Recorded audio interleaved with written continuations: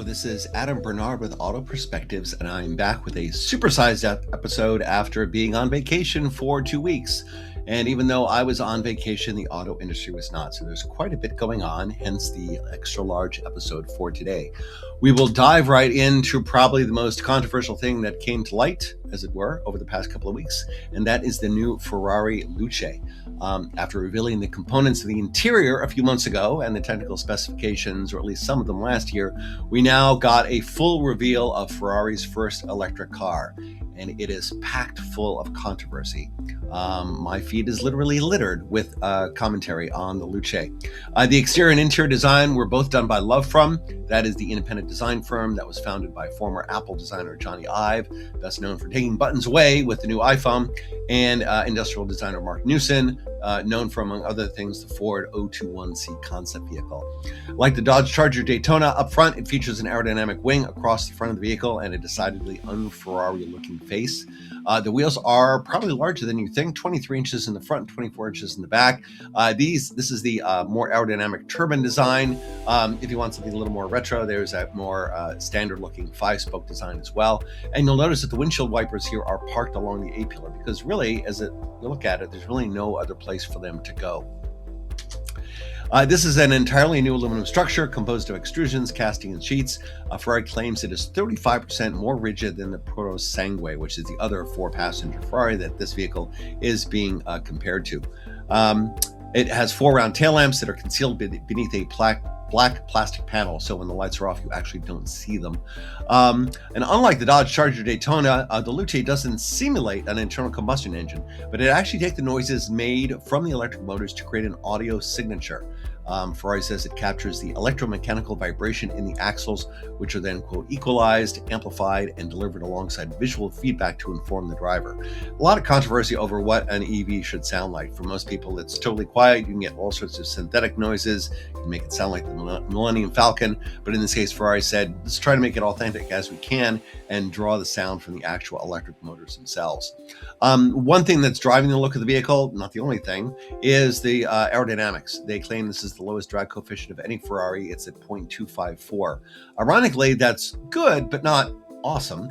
BMW iX3 and a Porsche Cayenne Electric both claim lower drag coefficients. The range at 329 miles on the European cycle works out to about 260 miles on the EPA cycle, which is frankly not all that great. The 122 kilowatt hour battery is designed and built in Maranello, but overall, this is definitely not the most efficient EV on the market. And given the price point, which we'll get to a little later, you might have expected something more. It is a little longer and lower than the Pro Sangue. Like the Pro Sangue, the rear doors are rear hinged to aid entry and exit, although there is a B pillar. You can see it's got a pretty aggressive cab forward proportion here. And the whole design philosophy, and it's best seen in this photo, is the black passenger capsule, which is wrapped in colored bodywork. It's not entirely dissimilar to the BMW i8 from quite a while back, which featured a life module and a drive module. So that kind of two-pronged approach, two-element approach is what drove a lot of the look of the vehicle and what's created a lot of the controversy, I think. Under the skin, there are 4 internally developed motors that spit at up to 30,000 RPM. That's a total of 1,020 horsepower. With that 5,000-pound curb weight, ironically for a vehicle that is named for light, that gives you from 0 to 60 in less than 2.5 seconds, which is Ferrari appropriate, but there are actually faster EVs on the market. It does have an 800-volt architecture, which gives it an edge over vehicles like the Rolls-Royce Spectre, which is another EV in this price point. It gives you charging speeds of up to 350 kilowatts. It also has a 48-volt electro-hydraulic active suspension, rear-wheel steering, and carbon ceramic brakes. We already did get a look at the interior components. Now we get a look at all those components put together in the context of the car. It is beautiful looking and beautifully constructed. Leather, glass, and aluminum, and no plastic. The center touchscreen display has integrated physical controls and displays, and that handle at the bottom actually lets you swivel it left or right so the passenger can stay involved. There is no passenger side display, unlike some of the other Ferraris that are in market. What looks like steering wheel mounted shift paddles don't actually shift the gears. The right paddle manages torque delivery while the left paddle manages regenerative braking. So you can make acceleration and deceleration feel more interactive without having to come up with a simulated manual gearbox, unlike some of the vehicles in the market. Now, it's worth looking at what Ferrari did with what some other brands did in terms of bringing a very high-end EV to market. We were waiting for the final reveal of the Jaguar Type 01. This was a reboot strategy. This was developed under the premise that the brand needed a complete reset, and they literally threw out the baby with the bathwater in terms of any design cues, the logo, the typeface, just about anything tied to the old Jaguar was tossed out.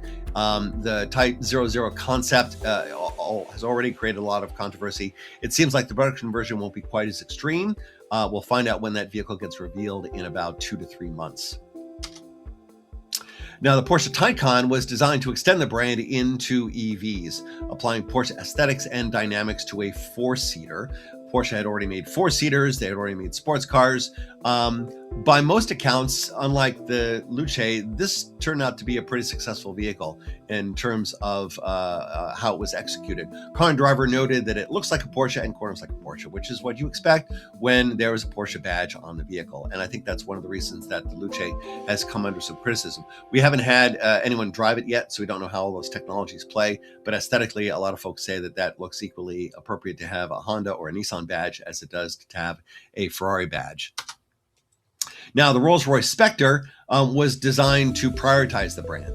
Rolls-Royce had, at the time, said they were going to be all electric by 2030, but their approach with the Spectre was this will be Rolls-Royce first and an electric vehicle second. And so if I didn't tell you that you were looking at an EV, you probably would not have been able to figure out, because there's really nothing here that says you are looking at an EV. It is very much proportioned like a conventional internal combustion vehicle. And finally, the Cadillac Celestiq. This was intended to build the brand by showcasing design and technology and adding bespoke capability, which is what you expect for a vehicle that starts at about $340,000. And the early reviews of the Celestiq seem to have been pretty positive. They're being built very slowly, so it's hard to tell if it's a market success or not. We'll have to wait a while for that. I should also note that the price point for the Luce is $640,000. That is more expensive than any vehicle shown on this page, and so significantly above what you could argue is its competitive set.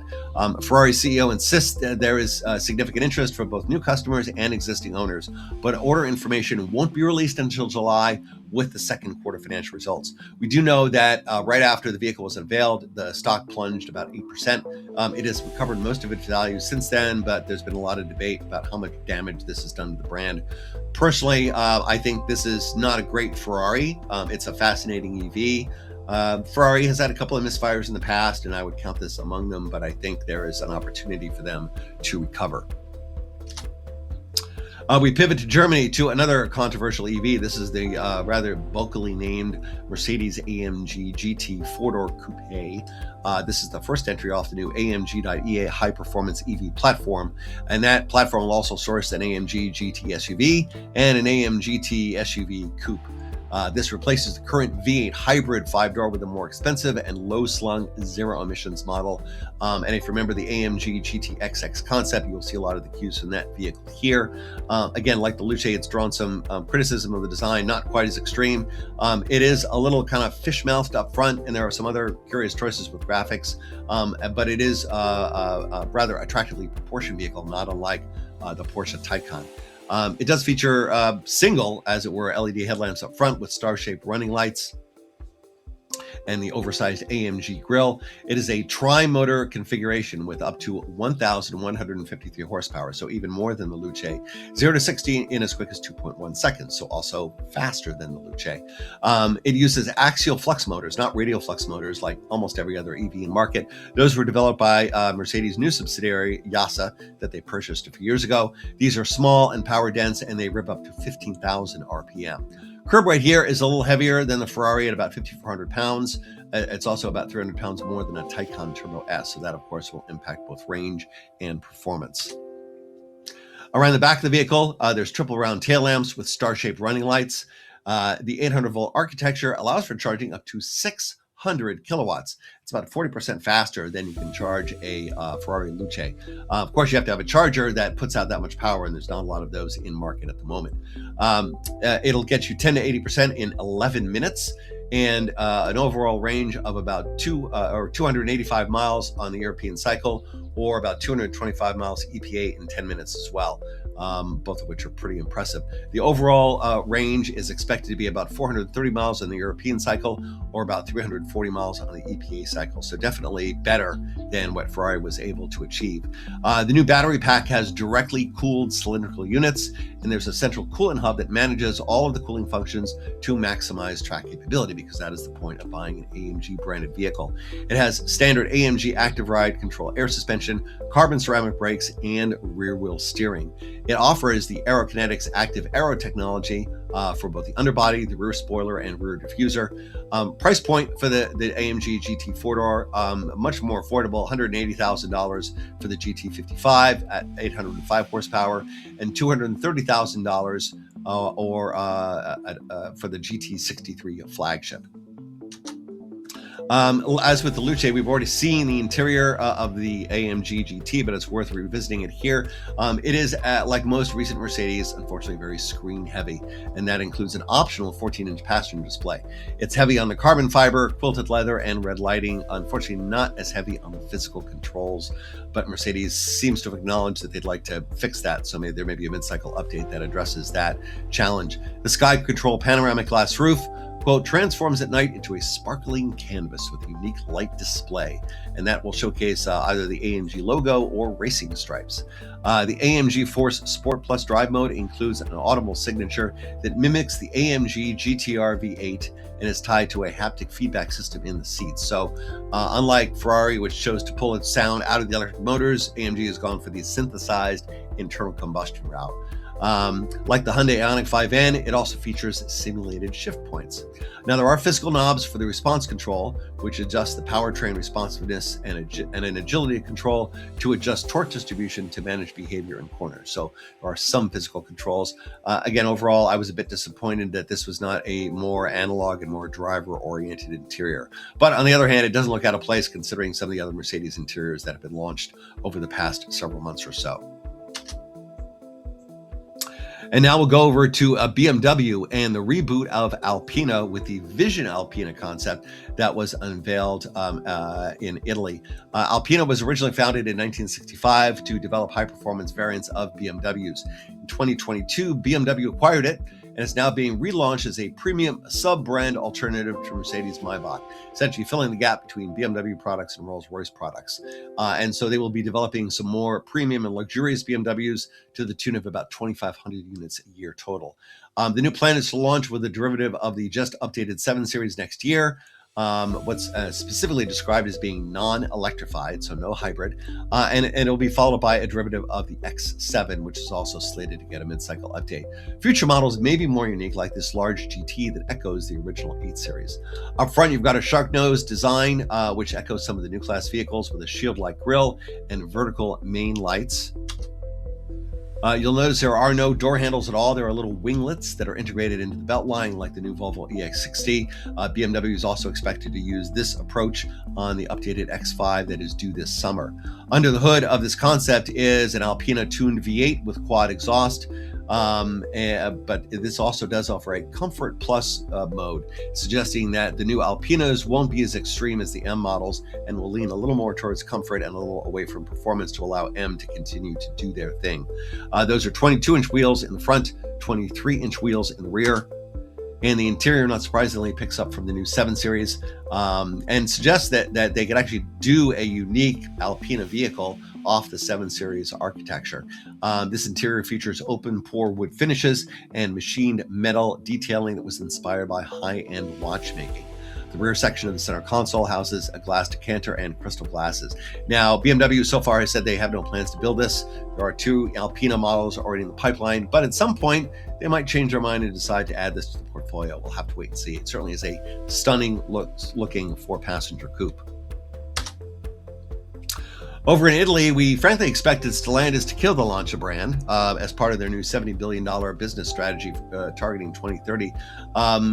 When the Stellantis merger happened, it was decided that no brands were going to die, and so Lancia was given a new lease on life. This is the second model in the rebooted Lancia portfolio after the initial Ypsilon. This is named after the original Gamma that was launched 50 years ago. So the Lancia Gamma has now been reborn. Surprise, surprise, has now been reborn born as a crossover. Underneath the Gamma is the Stella Medium architecture. It's shared with a lot of other vehicles in the portfolio, including Peugeot 3008, Jeep Compass, and the Citroen A5 Aircross. This is a bit more of a crossover coupe with sort of a fastback roofline. The base model is 143 horsepower, turbo 3-mild hybrid. Every other Gamma that you can get is pure electric, up to 370 horsepower, which is pretty good in a vehicle of this size.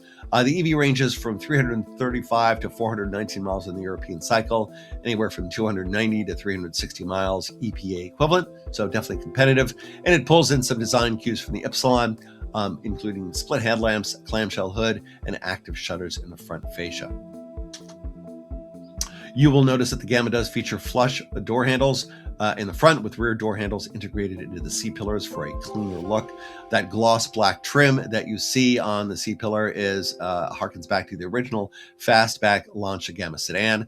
There's also gloss black trim on the rocker trims as well, and the wheel arches. This will be built alongside the DS number 8 in Italy.